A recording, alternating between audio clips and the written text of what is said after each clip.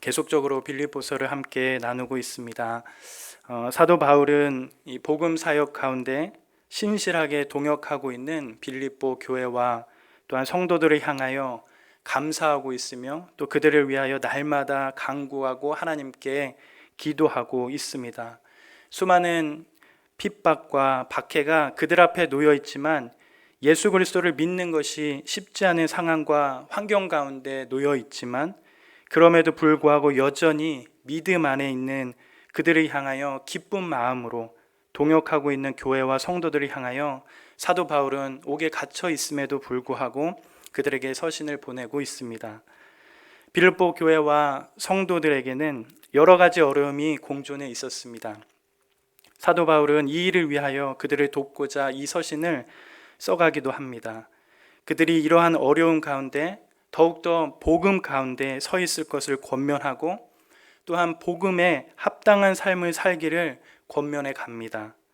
특별히 교회 안의 다툼과 갈등과 어떠한 원망과 시비로 인하여 교회가 나누어지고 갈라지는 것이 아니라 더욱더 한 마음과 한 뜻을 품고 또 연합하고 예수 그리스도께서 그리 하셨던 것처럼 겸손한 마음으로 다른 이들을 더욱 좋게 여길 것을 권면해 가고 있습니다. 그것이 하늘 시민으로서 또한 천국 시민으로서 살아가는 것이며 복음 안에 살아가는 것임을 사도 바울은 빌립보서 말씀을 통해서 밝히고 있습니다. 신자들은 하늘 시민이지만 또한 천국 시민이지만 여전히 주어진 삶과 또한 살아내야 할 삶의 공존 속에 우리는 살아갑니다. 신자들은 살아갑니다. 주어진 삶과 살아내야 할 삶에서 우리는 이러한 삶 가운데 떨어져 살아갈 수가 없습니다. 여전히 구원받은 백성이지만 또한 우리에게 주어진 구원은 없어지거나 물을 수 없는 것이지만 구원 얻은 백성으로 우리가 살아내야 할 삶은 여전히 존재합니다. 복음이라는 것을 알면서 끝내는 것이 아니고 또한 깨닫고 교훈을 삼는 것에서 멈추는 것이 아니라 내 삶에 그것이 실체가 되고 또 그 복음이 내 안에 적용이 되어지고 삶까지 흘러나와야 합니다. 그러므로 두렵고 떨림으로 때로는 항상 복종함으로 순종함으로 우리에게 주어진 구원을 이루어가는 것이 신자들의 삶 가운데 중요함을 빌립보서의 말씀을 통하여 사도 바울이 우리들에게 가르치고 있습니다. 그리하여 어그러지고 거스르는 세대 가운데 하나님의 흠없는 자녀로 드러내며 세상 가운데 빛들로 나타내어지고 생명의 말씀을 밝혀 그리스도의 귀한 은혜의 명예를 드러내는 삶이 우리의 삶이 됩니다. 사도 바울은 여러 가지 문제 가운데 어려움을 경험하고 있는 빌립보 교회와 성도들을 향하여 주어진 삶과 또 인생은 그리 쉽지 않지만 더욱이 주님 안에 설 것을 권면하며 복음 안에 더욱 서야 할 것을 권면해 갑니다. 하나님을 사랑하고 또한 더불어 교회와 성도들을 섬겨가며 또한 동일하게 사랑하고 이웃하는 사람들을 사랑하고 연합하며 섬겨가는 것이야말로 복음을 믿고 알며 또한 은혜 받은 자로서 예수의 공로를 아는 자로서 마땅히 해야 할 책임임을 드러내고 있습니다. 지난 수요 예배 때는 우리가 빌립보서 3장 1절부터 3절의 말씀을 살펴보았습니다. 빌립보 교회는 내부적으로는 성도들 안에 어떠한 갈등이나 다툼들이 있었습니다.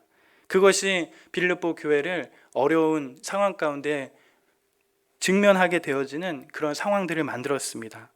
특별히 4장 2절에 사도 바울이 밝히는 것처럼 유오디아와 순독이라는 사람들의 갈등이 있었습니다. 그러기에 사도 바울은 복음 안에 합당하게 살아내는 것, 서로 연합하고 한마음이 되는 것이 얼마나 중요한지 권면해 나가고 있습니다. 더불어서 내부적인 어떠한 어려움뿐만 아니라 빌립보 교회가 처하고 있는 외부적인 어려움도 직면해 있는 상황이 있었습니다.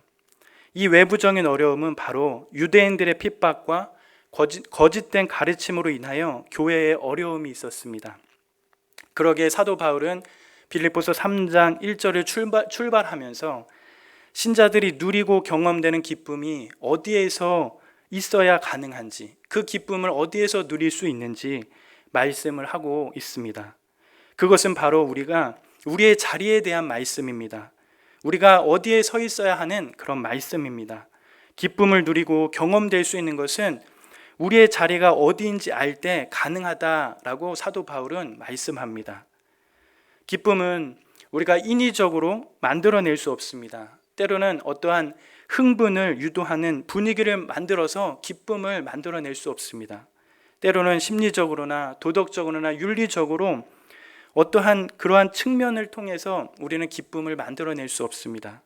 그러한 기쁨이 있더라도 잠시 잠깐의 기쁨이 어느 순간 또 사라지는 그런 기쁨이 될 수 있습니다. 신자들이 누릴 수 있는 기쁨은 오직 주 안에 있어야 온전히 누릴 수 있는 기쁨이 있음을 사도 바울은 말씀합니다. 오히려 더욱이 주 안에 있을 때에 온전하고 또한 안전한 기쁨이 있음을 사도 바울은 밝혀갑니다. 또한 그러한 기쁨을 신자들이 계속적으로 누리기 위해서는 삼가해야 할 것들을 삼가하고 또한 행해야 할 것들을 잘 행했을 때 가능할 수 있다고 사도 바울은 밝혀갑니다. 그것이 바로 3장 2절에서와 같이 개들을 삼가고 행악하는 자들을 삼가고 몸을 상해하는 일을 삼가라고 말씀합니다. 이 삼가라고 하는 이 세 가지 표현은 모두 거짓된 가르침으로 그리스도인들을 어렵게 만드는 유대교를 향한 말씀입니다.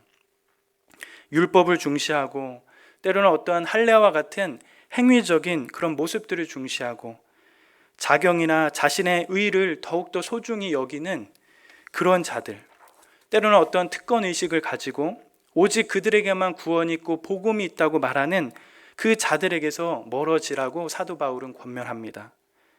복음으로는 충분하지 않다고 말하는 자들에게서 벗어나야 할 것을 말하고 있습니다.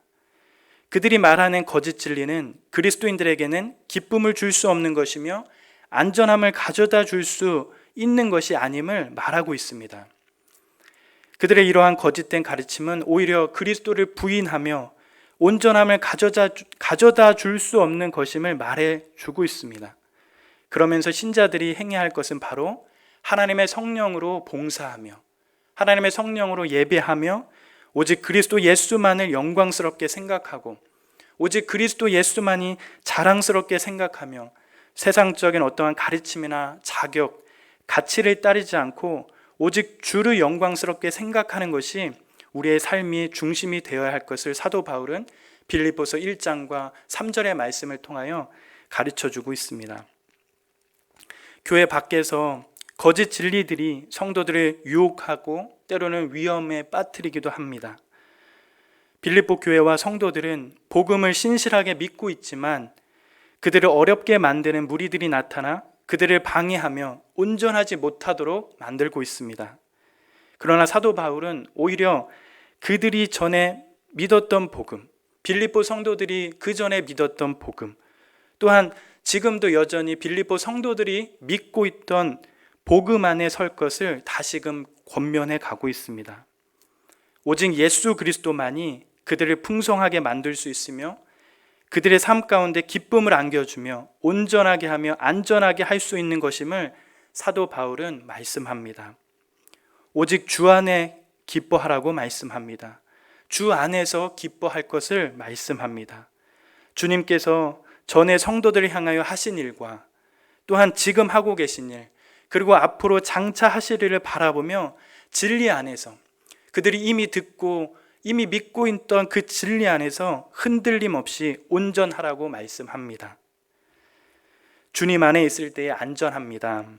주 안에 있을 때에 우리는 온전하게 됩니다. 예수 그리스도만이 우리를 안전하게 하실 수 있습니다. 복음 이외에 그 어떤 것도 우리에게 기쁨을 줄 수 없습니다. 이러한 고백이 우리의 삶 가운데 넘쳐나길 기도합니다. 날마다 주 예수님, 내가 주님을 믿습니다 라고 이렇게 고백하며 그것이 우리의 자랑이요 영광이 되기를 기도합니다. 주 안에 있는 참 기쁨을 온전히 누려가시는 저와 성도님들이 되시길 기도합니다. 그러면서 오늘 읽은 본문 말씀들이 흘러나오게 됩니다. 오직 예수 그리스도만이 우리를 온전하게 할 수 있으며 우리에게 참 기쁨을 줄 수 있음을 사도 바울이 개인적인 경험들을 통하여 더욱 분명하게 사도 바울이 밝히고 있습니다. 참 진리는 다른 것이 아닌 오직 예수 그리스도 안에 있음을 사도 바울이 고백합니다. 예수 그리스도가 가장 제일된 기쁜 소식임을 밝히고 그 어떤 것보다도 우리가 더욱 사모해야 할 것이 오직 예수 그리스도임을 사도 바울은 밝히고 있습니다. 사도 바울은 그가 주님을 믿는 자로서 그 안에 어떠한 변화를 경험하였는지 오늘의 말씀을 통하여 나누고 있습니다. 오늘 읽었던 말씀 빌립보서 3장 4절과 6절의 말씀을 한번 같이 읽어보도록 하겠습니다. 3장 4절입니다. 함께 읽겠습니다.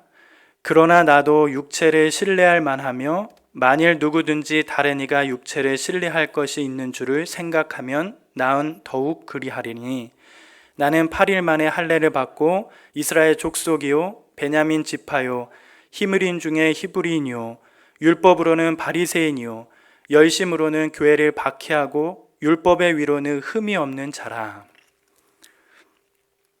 사도 바울은 복음 위에 다른 것을 자랑하고 예수 그리스도보다는 다른 것을 자랑하고 더욱이 육체를 신뢰하고 자랑하는 자들을 향하여 사도 바울이 말씀하고 있습니다. 사도 바울은 그러한 자들을 위하여 5절부터 시작하여 6절을 통하여 말씀합니다. 크게 두 가지의 예를 들며 말씀합니다. 크게 하나로 보면 그 두 가지 예 중에 크게 하나로 보면 태어나면서부터 부모로부터 물려받은 특권들에 대해서 예를 들며 이야기합니다. 뭔가 자기 스스로 노력해서 얻은 것보다는 부모로부터 때로는 혈통적으로 이어받고 얻었던 것들을 자랑하며 이야기합니다.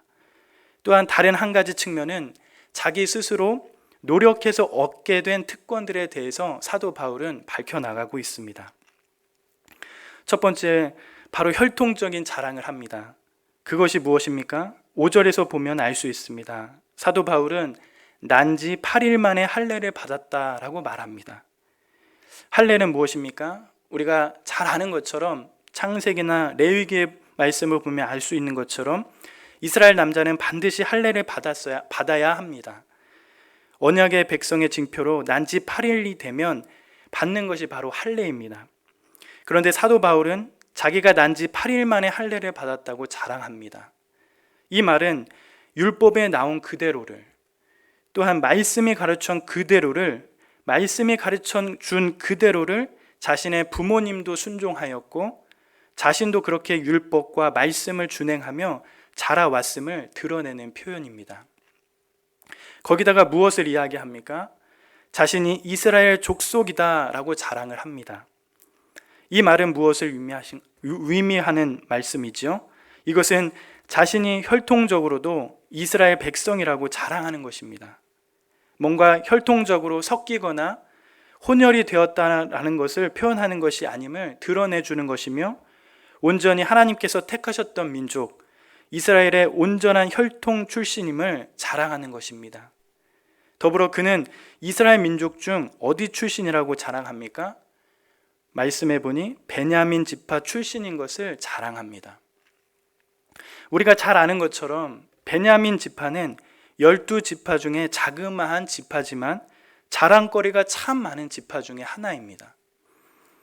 야곱이 사랑했던 둘째 부인 라헬을 통해서 낳은 아들 중에 둘째 아들 이름이 바로 베냐민입니다. 야곱이 낳은 12아들 중에 유일하게 이 베냐민만 언약의 땅인 이 가나안에서 태어난 아들이 바로 베냐민입니다.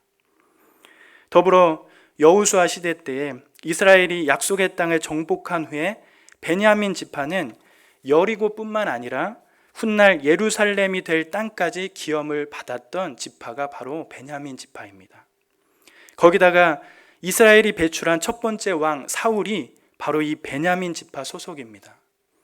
또한 이스라엘 나라가 후에 남왕국과 북왕국으로 나뉘게 되는데 10개의 지파가 북왕국을 형성하게 되고 2개의 지파만이 남왕국이 되는데 우리가 잘 아는 것처럼 북왕국보다는 남왕국이 그래도 하나님의 말씀을 잘 지키게 되고 또 하나님의 말씀을 잘 지키는 왕들이 나오는 곳이 바로 이 남왕국의 이야기입니다.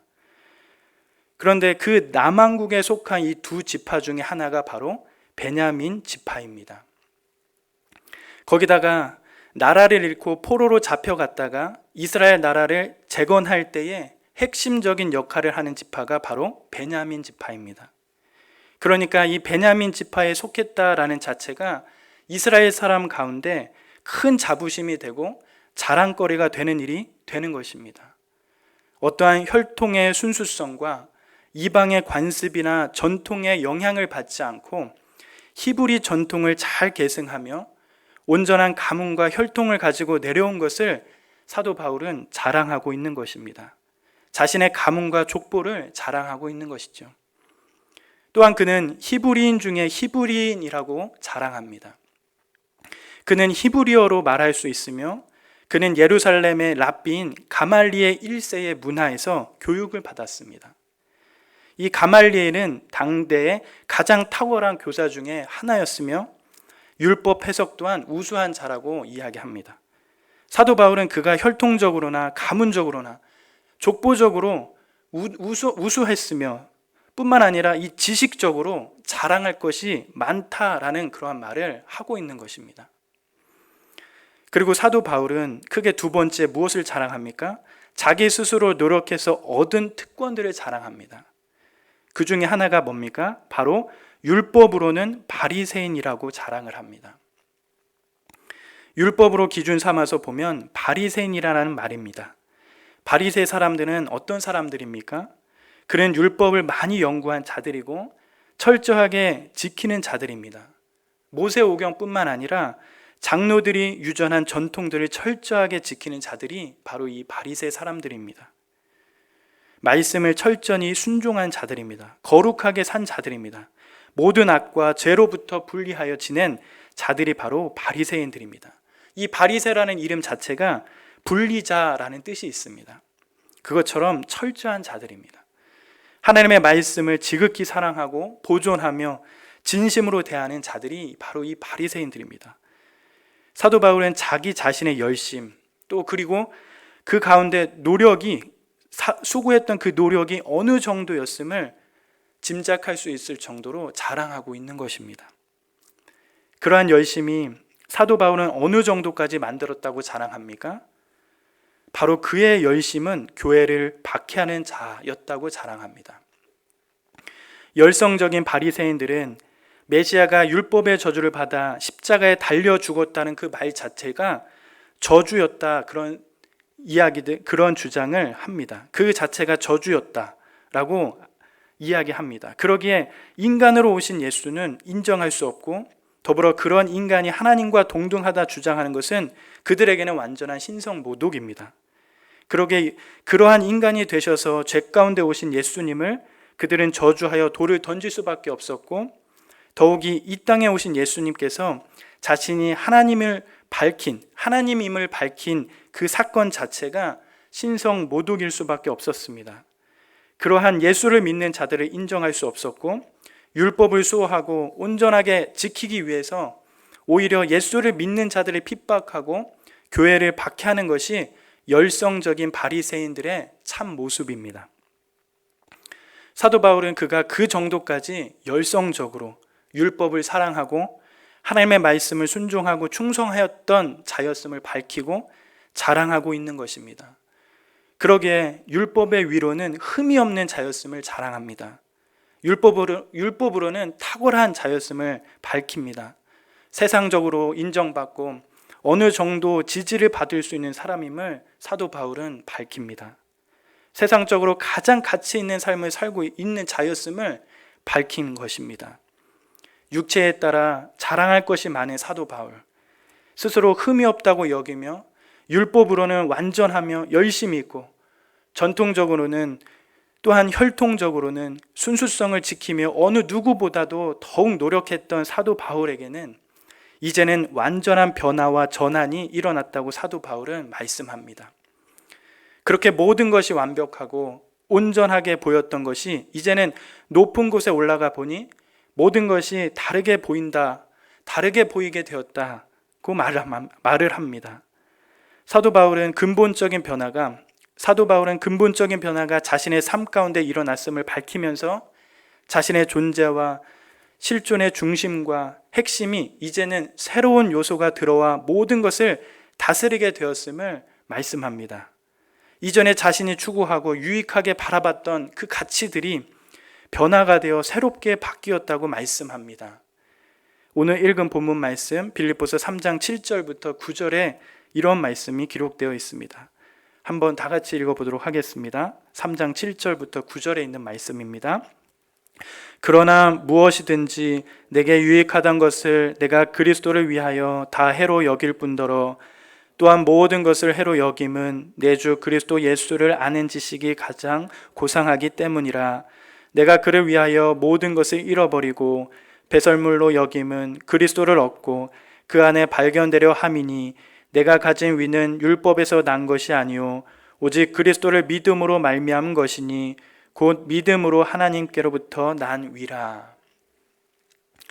사도 바울에게 유익했던 모든 것들이 사도 바울을 온전하게 만들고 완전하게 만들었던 그 모든 것들이 이제는 다 해가 되었다고 말합니다. 유익했던 것들이 오히려 이제는 자신에게 독이 된다고 말합니다. 그렇게 유익했던 것들이 독이 되고 해로운 것이 된 이유는 무엇 때문입니까? 그것의 중심에는 바로 내 주 그리스도 예수를 아는 지식이 가장 고상하기 때문이다 라고 사도 바울은 밝히고 있습니다.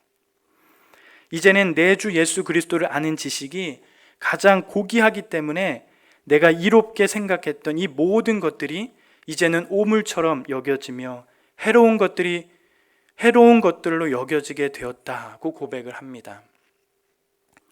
내 주 그리스도 예수를 아는 지식 때문입니다. 이 한 가지가 모든 것의 변화를 가져왔습니다. 이것이 사도 바울 삶 가운데 근본적인 변화를 가져왔고 자신의 존재와 실존의 중심과 핵심의 새로운 변화를 일으켰던 것임을 사도 바울은 밝히고 있습니다. 왜 내 주 그리스도 예수를 아는 지식이 가장 고귀한 것일까요? 왜 그것이 가장 고귀한 것입니까? 이 지식이 가장 고귀한 이유가 무엇이겠습니까? 바로 이 지식이 가지고 있는 본질 때문입니다. 여기서 지식이라고 말하는 것은 단순히 지식을 뜻하는 것이 아닙니다. 인격적인 것들, 흔히 우리가 부부 관계 가운데 서로 이 부부가 서로 알아가는 그런 수준의 알을 뜻하는 그런 단어입니다. 친밀한 관계, 서로 깊이 아는 그런 인격적인 만남, 그것들을 담고 있는 단어가 바로 이 지식입니다. 이 지식 때문에 사도 바울은 세상에서 가장 영광스러운 분을 즉각적이고 때로는 직접적으로 또한 인격적으로 만날 수 있었습니다. 바울은 가말리엘 문화에서 공부한 사람으로서 늘 위대한 사람들을 선생으로 만났고 또는 높은 수준의 학문들을 접하였고 지식들을 접하였습니다. 그러나 그가 새롭게 만난 분은 지금껏 사도 바울이 만났던 사람들과 또 그가 접했던 학문보다도 또한 그가 접했던 지식보다도 범주 자체가 다른 분이었습니다. 이 지식은 사람이 아닌 하나님을 만나게 해주는 그런 지식이었습니다. 주 예수 그리스도를 아는 지식은 주 예수 그리스도를 만나 그와 교제하며 교통하게 해주는 그런 지식입니다. 또한 사도 바울은 이 지식 때문에 하나님의 놀라운 구원 방법을 이해할 수 있게 되었습니다. 아무리 뛰어난 지식과 배움이 그에게 있어도 때로는 그가 타고난 어떠한 혈통과 가문과 족보가 뛰어난다 하더라도 성경에 나오는 이 구원 계획 옆에 나란히 놓고 보면 빛이 바래버립니다. 하나님의 놀라운 구원 계획을 알려주는 지식은 오직 성경뿐입니다. 이 지식은 지옥길을 가고 있던 자들에게 영원한 저주에서 구원해 줍니다. 죄사함을 받은 것과 하나님과 화목해 되어 영생하도록 만들어주는 지식은 세상 어디에도 없을 것입니다. 또한 이 지식은 장차 일어날 일을 알려주며 장래의 약속을 알려주는 그러한 지식입니다. 하나님의 자녀된 자는 그리스도와 함께 후사가 된다라는 사실을 알려줍니다. 그리스도의 후사가 된다라는 그런 사실을 알려줍니다. 이 세상과 죽음과 무덤 너머에 어떤 영광스러운 삶이 있는지 보여줍니다. 그리스도인으로서 하나님과 영원토록 함께할 완전한 삶이 어떤 것인지 보여줍니다. 바울은 바로 이것을 보았기 때문에 다른 모든 것을 지극히 하찮고 무의미하게 여긴 것이며 배설물과 쓰레기처럼 여긴 것입니다. 이것이야말로 가장 고귀하고 고상한 지식입니다. 그러기에 사도 바울은 이렇게 마지막으로 고백합니다. 빌립보서 3장 10절, 내가 그리스도와 그 부활의 권능과 그 고난에 참여함을 알고자 하여 그의 죽으심을 본받아 어떻게 해서든지 죽은 자 가운데서 부활에 이르려 하노니 내가 이미 얻었다 함도 아니요 온전히 이루었다 함도 아니라 오직 내가 그리스도 예수께 잡힌 바 된 그것을 잡으려고 달려가노라. 사랑하는 성도님들, 우리는 어떠한 삶을 살고 있습니까? 또한 우리는 주님을 믿지 않는 주변 사람들과 완전히 다른 시각으로 우리의 인생을 바라보고 있습니까? 다른 것을 전부 포기할지라도 값진 것을 알고 우리가 알고 있는 이 귀한 진리를 정말 고귀하고 고상하게 생각하며 살고 있습니까? 정말 우리의 삶에 예수 그리스도가 나의 주가 되십니까? 정말 예수 그리스도가 나의 주가 되십니까? 예수 그리스도는 친히 저와 우리 성도님들의 주가 되셨습니다. 그분께서는 값을 치르시고 우리를 사셨습니다. 그렇기 때문에 우리를 꽉 붙잡고 절대로 놓지 않으십니다. 우리도 그분을 믿으며 복음 이외에 다른 것들에 눈을 돌리지 않고 오직 복음만을 사모하며 예수 그리스도로 인하여 그 안에 거하기를 주저하지 않고 매일의 삶 가운데 기쁨과 평안을 누려가는 그런 귀한 삶이 우리의 삶이 되기를 기도합니다. 여전히 이 세상은 주님 이외에 다른 것이 필요하다고 가르칩니다. 이 세상의 모든 것은 때로는 육신의 정욕과 때로는 안목의 정욕과 이생의 자랑뿐입니다. 주님의 사랑으로부터 멀어지게 만드는 것들이 이 세상에 우리에게 주는 이 세상의 가치요, 이 세상의 문화입니다. 복음으로부터 멀어지게 만듭니다. 오직 예수로만 살 수 있도록 만들지 못합니다. 육체를 신뢰하게 만들고 육체를 신뢰하지 말고 오직 예수 그리스도께 붙잡힌 바 되어 오직 내 주 그리스도 예수를 아는 지식을 더욱 고귀하게 여기며 나가는 저와 연합교회 성도님들이 되시기를 기도합니다. 예수 그리스도 때문에 인격적으로 만나고 경험되었던 그 참된 진리 때문에 사도 바울은 그가 진심으로 여겼으며 삶의 가치를 두었고 열심을 다해서 최선을 섬겼던 그 모든 것들을 버렸습니다. 그것이 좋고 나쁨을 떠나서 이제는 예수를 따르고자 하는 그 삶에서 버릴 것들이 되었습니다. 예수를 따라 보니까 그것은 그것보다 하찮은 것들이 되어버렸습니다. 그의 가치와 삶의 모습이 변화되었습니다. 인생의 가치관과 관점이 달라졌습니다.